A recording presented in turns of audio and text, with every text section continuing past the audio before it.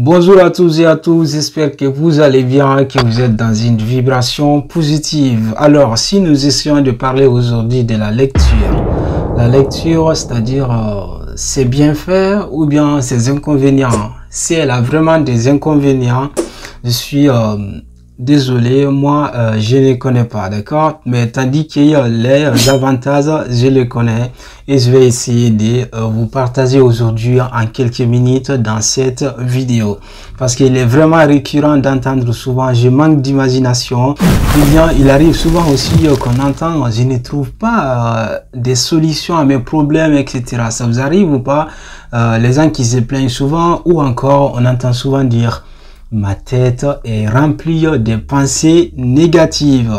Je ne vois qu'il y a le verre à moitié vide. Je pense que tout le monde est contre moi, etc. Si nous essayons, ou bien si nous proposons à ces personnes d'aller un petit peu lire quelque part ou de fouiller dans les livres, mais le problème est que tout le monde n'a pas le courage de lire, parce que les gens aiment souvent dire, en fait, moi, dès que je prends un livre, là, je commence tout de suite à m'endormir, d'accord?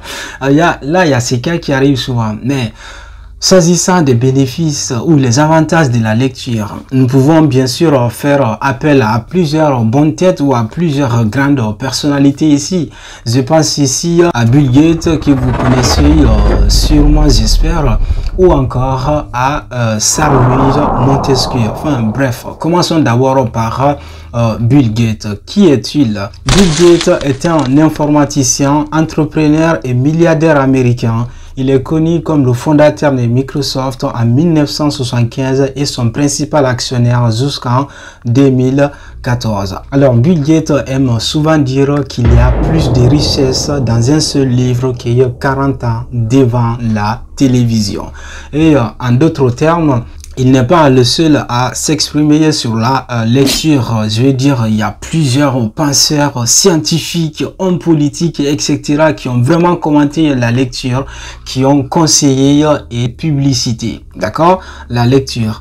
Alors, si nous contentons des deux grandes personnalités ou bien des deux personnes dans notre vidéo, eh bien, nous choisirons la deuxième personne en place comme Sir Louis Seconda, baron de Montesquieu. Qui était-il? Montesquieu est un penseur politique précurseur de la sociologie, philosophe et écrivain français des Lumières. Montesquieu avait rappelé que je n'ai jamais eu de chagrin qu'une ère de lecture n'est dissipée. Eh bien, le même auteur rappelait également que une heure de lecture est le souverain remède contre les dégoûts de la vie. Vous l'aurez bien compris. Eh bien, c'est, je vais pas dire pas que compliment, mais vérité et véracité sur la lecture, d'accord?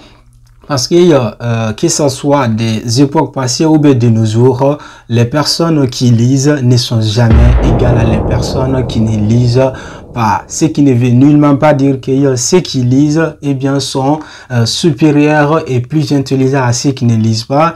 Mais la vérité est que ceux qui lisent, eh bien, s'en sortent plutôt souvent, eh bien, dans leurs problèmes très rapidement. Ceux qui lisent sont généralement des personnes qui s'ennuient quasiment pas. Ceux qui lisent, ce sont généralement des personnes qui savent comment gérer leur temps. Les grands lecteurs ou bien les grandes lectrices sont généralement des personnes qui n'ont pas de temps pour parler dans le dos des gens. Ce sont des personnes généralement qui n'ont pas de temps, eh bien, pour tout ce qui est futilité. Les lecteurs ou les lectrices, sans faire vraiment leur éloge dans cette vidéo, sont, je vais pas dire naturellement, mais sont fondamentalement et de façon inébranlable et inaltérable les personnes qui aiment parler et discuter des idées, comme le rappelait Socrate. Les grands esprits discutent des idées, des esprits moyens discutent des événements et des petits esprits discutent des gens, c'est-à-dire des personnes. Vous l'aurez bien compris, la différence entre ceux qui lisent et ceux qui ne lisent pas. Et si l'objectif, ce n'est pas essayer de dénigrer ceux qui ne lisent pas, mais plutôt les encourager à la lecture, parce que c'est la seule et la meilleure façon pour